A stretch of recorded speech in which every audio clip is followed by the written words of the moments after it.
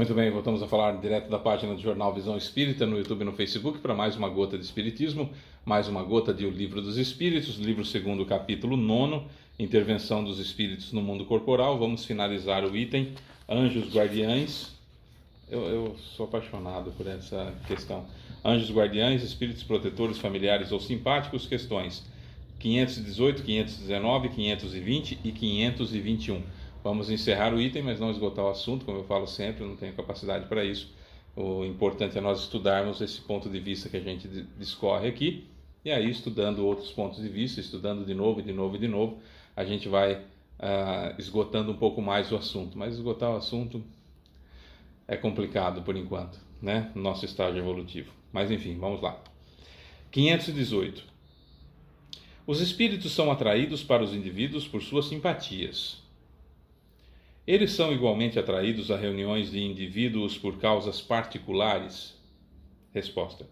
Os espíritos vão de preferência onde estão seus semelhantes. Lá sentem-se mais à vontade e mais seguros de que serão ouvidos. O homem atrai os espíritos para si de acordo com suas tendências, esteja ele sozinho ou num todo coletivo, como uma sociedade, uma cidade ou um povo. Portanto, há sociedades, cidades e povos que são assistidos por espíritos mais elevados ou menos elevados, segundo o caráter e as paixões que lá predominam. Os espíritos imperfeitos se afastam dos que os repelem. O resultado disso é que tanto o aperfeiçoamento moral das coletividades como dos indivíduos tende a descartar os maus espíritos e a atrair os bons, que incitam e mantêm o sentimento do bem nas massas, assim como outros podem inspirar as más paixões. Olha, existe espírito protetor do Brasil? Existe. Dê o nome que se queira dar. Existe espírito protetor da Federação Espírita do Paraná, por exemplo? Existe. Existe espírito protetor da cidade de São Paulo? Existe. Existe espírito protetor da cidade de Nova York? Existe. São aquelas entidades responsáveis por ajudar nos planejamentos encarnatórios, inclusive, das pessoas que ali vão encarnar e tudo mais. Como tem o dirigente espiritual de Colônia, o dirigente espiritual da Colônia Alvorada Nova é o seu Caibar Schutter. Certo? Por que eu citei a Federação Espírita do Paraná? Porque, segundo o Divaldo Pereira Franco, o espírito Santo Agostinho é o guia espiritual da Federação Espírita do Paraná. Certo? Então está incumbido ali de fazer chegar as boas obras através dessa federação que tem grandes qualidades. Não é? Então, do Brasil, é Gabriel, é Ismael, enfim, é um nome, né, que é dado para alguém, que é dado como o protetor. E o nosso guia espiritual. Tem um da minha família, tem o espírito protetor da minha família. Isso nós já estudamos nos vídeos anteriores que não. Mas no que diz respeito a aglomerados, sim. Então, qual a importância da Federação Espírita do Paraná? Enorme, gigantesca. Então tem lá um espírito extremamente nobre que está cuidando dos rumos espirituais dessa federação. Eu não tenho o nome aqui para dar, mas a Federação Espírita Brasileira também tem. Certo? Os países também têm. E aí todos subordinados a Jesus, evidentemente, que é o governador geral da Terra. Então nós temos sim pessoas responsáveis com seus grupos de trabalho, responsáveis por cidades, por estados, por países, por federações. Isso tem, realmente tem, né? Porque Jesus disse que não nos deixaria órfãos. E não deixa. Não deixa mesmo. 519. As aglomerações de indivíduos, como as sociedades, as cidades e as nações, têm seus espíritos protetores especiais? Resposta. Sim, pois essas reuniões são individualidades coletivas que marcham com um objetivo comum e que têm necessidade de uma direção superior. Já tinha falado. 520. Os espíritos protetores das coletividades são de uma natureza mais elevada que a dos que se ligam aos indivíduos? Então, os espíritos ligados, por exemplo, no caso Federação Espírita do Paraná, que é Santo Agostinho, evidentemente que é mais evoluído do que o seu Otávio, que é meu guia espiritual, né? Mas não sei se mais evoluído que o guia espiritual do Chico Xavier, por exemplo, né? Mas vamos ver a resposta aqui. Tudo é relativo ao grau de crescimento das massas e dos indivíduos. Então, os espíritos protetores das coletividades são de uma natureza mais elevada que a dos que se ligam aos indivíduos? Tudo é relativo ao grau de crescimento das massas e dos indivíduos. 521. Certos espíritos podem auxiliar no progresso das artes, protegendo os que se dedicam a elas? Resposta. Há espíritos protetores especiais. Assistem aqueles que os invocam quando os julgam dignos. Mas o que quereis que eles façam com aqueles que acreditam ser aquilo que não são? Eles não têm como fazer os cegos enxergarem, nem os surdos ouvirem. Tá. Agora estão nascendo, segundo Divaldo Pereira Franco, e Manuel Filomeno de Miranda, nesse espaço de transição planetária em que a Terra está passando de provas e expiações para a regeneração, vários espíritos de grande envergadura, de grande evolução intelectual e moral estão encarnando e estarão encarnando em breve para reformular a arte do planeta, reformular a parte de música, a parte de pinturas, a parte de arte como um todo, porque hoje está nas mãos de espíritos atrasados encarnados e, consequentemente, atrasados desencarnados, né? Hoje você vai fazer uma música, nem se pode chamar de música, que é o funk proibidão, o funk carioca. Aquilo não é música, aquilo é uma dança de acasalamento, aquilo é terrível, né? Tem uma sujeita aí chamada alguma coisa, como é que é? Uma Pipoquinha, uma coisa assim. A última música dela fala mais palavrão do que o filme Tropa de Elite 1 e 2 juntos. É uma coisa absurda, é terrível. Tem não sei quantos milhões de visualizações já. Então é um espírito extremamente atrasado, esse encarnado como MC Pipoquinha, que é assim um mau exemplo em todos os tipos possíveis e imagináveis de direções. Então, evidentemente que um espírito evoluído como Santo Agostinho não consegue influenciar uma pessoa dessa para trazer música de qualidade, por exemplo, reformulação de música, diretores de filmes, diretores de novelas que insistem em degradar o ser humano, criando situações de degradação humana, evidentemente não estão sendo assistidos por espíritos superiores. Então, espíritos mais elevados estão nascendo e nascerão em breve, justamente para reorganizar a arte, que é por onde as massas recebem a luz. Não podemos esquecer disso. Às vezes a gente fica achando meio estranho, né? E fala assim, mas por que o plano espiritual se preocupa com o setor artístico? É que a gente acha que artístico é ator e atriz, né? Setor artístico de arte, setor de arte, tudo que é arte, né? Todos os tipos de arte.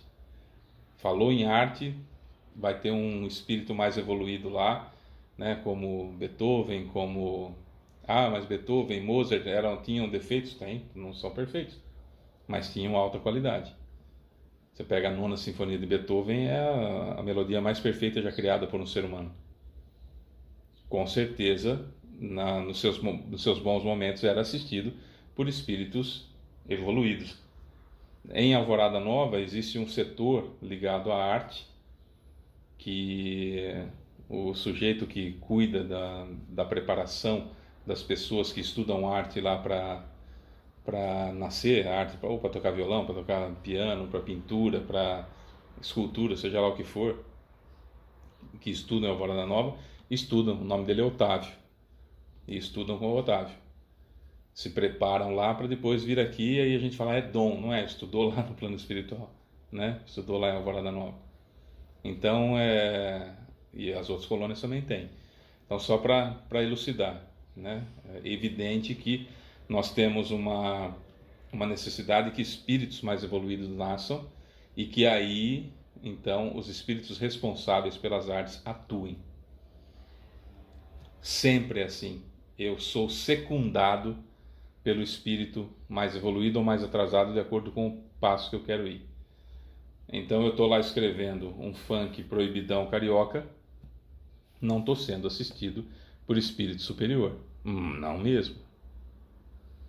Estou escrevendo uma sinfonia como Beethoven escreveu a nona sinfonia, já estava surdo, praticamente surdo, estava lá escrevendo a nona sinfonia, evidentemente estava sendo inspirado por espíritos superiores, né? Os antigos haviam feito desses espíritos divindades especiais. As musas nada mais eram do que a personificação alegórica dos espíritos protetores das ciências e das artes, assim como designavam sob o nome de Lares e Penates os espíritos protetores da família. Entre os modernos, as artes, as diferentes indústrias, as cidades, os países também têm seus padroeiros protetores, que nada mais são que os espíritos, próprios espíritos superiores, mas com outros nomes. Uma vez que cada homem tem seus espíritos simpáticos, disso resulta que, nas coletividades, a generalidade dos espíritos simpáticos está relacionada à generalidade dos indivíduos, e que os espíritos estranhos são atraídos pela identificação de gostos e pensamentos. Numa palavra, que essas reuniões, assim como os indivíduos, são mais envolvidas ou menos envolvidas, assistidas e influenciadas segundo a natureza de pensamentos da multidão. Entre os povos, as causas de atração dos espíritos são os costumes, os hábitos, o caráter dominante e, sobretudo, as leis, pois o caráter da nação se reflete em suas leis. Os homens que fazem com que a justiça prevaleça entre si combatem a influência dos maus espíritos. Em qualquer lugar onde as leis sancionam coisas injustas, contrárias à humanidade, os bons espíritos estão em minoria, e a massa dos maus, que afluem, entretém a nação em suas ideias e paralisa as boas influências parciais dispersas na multidão, como uma espiga isolada no meio dos espinheiros. Estudando os costumes dos povos, ou de qualquer grupo de homens, fica fácil fazer uma ideia da população oculta que se imiscui, que se esconde em seus pensamentos e em suas ações. Então, se nós pegarmos hoje uma cidade extremamente problemática, em que a maioria de sua população vive numa situação tensa e degradante, estamos falando, evidentemente, que a massa de espíritos inferiores que rodeiam esses populares dessa cidade são de baixo calão. Então nós vamos analisando como que é a cidade. A maioria, Fábio, na cidade que eu moro, a maioria das pessoas é extremamente rude, extremamente mal-humorada, extremamente mal amada, um grupo de pessoas extremamente duros, que não têm capacidade de falar um bom dia para outra pessoa. Estão rodeadas de espíritos dessa natureza. Fábio, eu vivo numa cidade em que a maioria das pessoas se importam com as outras, são corteses, temos leis que são cumpridas, temos governantes que são decentes, temos pessoas que trabalham em prol do próximo, e nós temos uma grande harmonia na cidade, na base, na média.